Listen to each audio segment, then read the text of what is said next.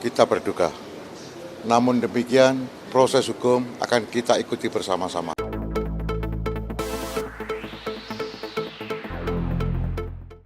Untuk menetapkan Saudara FB selaku Ketua KPK RI sebagai tersangka.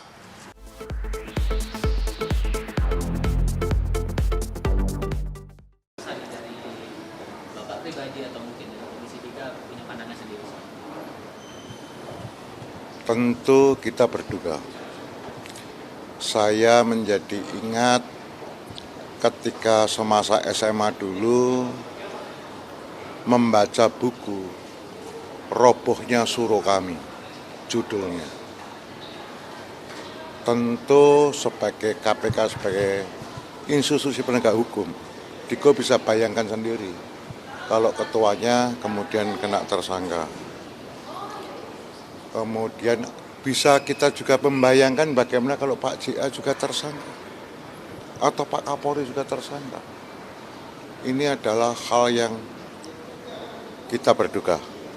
Namun demikian, proses hukum akan kita ikuti bersama-sama. Ya.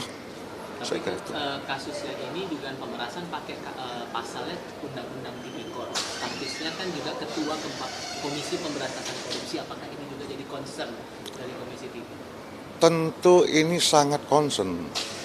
Kami semua sangat concern, itu adalah mitra kami. Pimpinan tertinggi dari mitra kami. Kan begitu?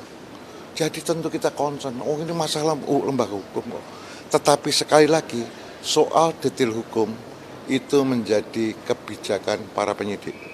Ya, tentu kita tidak bisa mengintervensi. Kita ikuti semua proses hukumnya. Oke. Kalau belajar dari kasus ini, apakah juga akan jadi trigger warning atau peringatan lah buat pimpinan KPK yang masih ada sampai sekarang untuk memperbaiki? Semua di dalam kita hidup,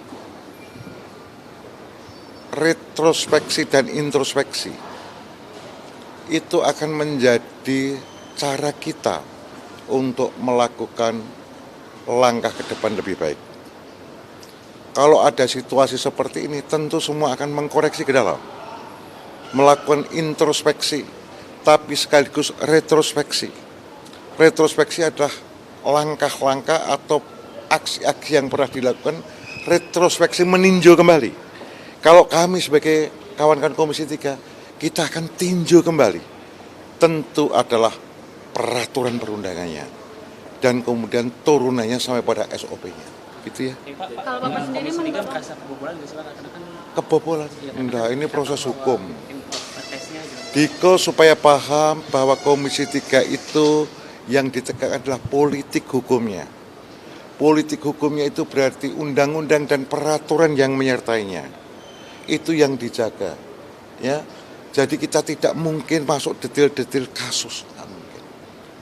Nggak akan mungkin itu bisa. Kita bukan pengacara yang memang mendetail untuk urusan-urusan kayak begini kan, enggak. Komisi 3 adalah komisi hukum di Republik ini, itu adalah menjaga penegakan hukum agar supaya peraturan perundangan dilaksanakan dengan sebaik-baiknya.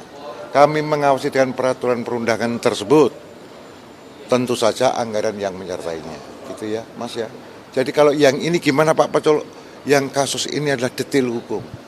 Karena detail hukum, mari kita ikuti bersama-sama. Ya. kalau sudah ada kasus seperti ini, maka lebih baiknya Pak Firly mengundurkan diri atau nunggu Dewas bertindak selanjutnya? Ini kan masih proses tersangka kan. Ya, nanti kita ikuti prosesnya. Ya, kita ikuti bersama prosesnya. Gitu ya. Pak, responnya soal Anwar Usman yang menyampaikan surat keberatan atas diangkatnya Soehartoyo gimana dari pimpinan Komisi 3, responnya gimana? Ini case yang geser, tetapi bahwa seseorang menyatakan keberatannya ya boleh-boleh saja.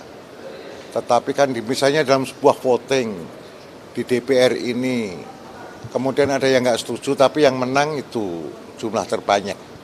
Jadi kalau seperti itu ya boleh saja. Kita nanti kalau di DPR ini namanya minderhead nota, catatan keberatan, ya.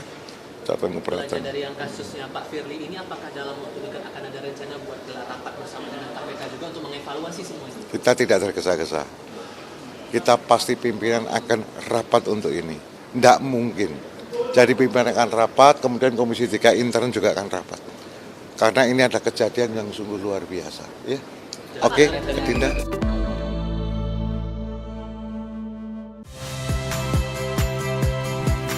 Saya Tifa Solesa.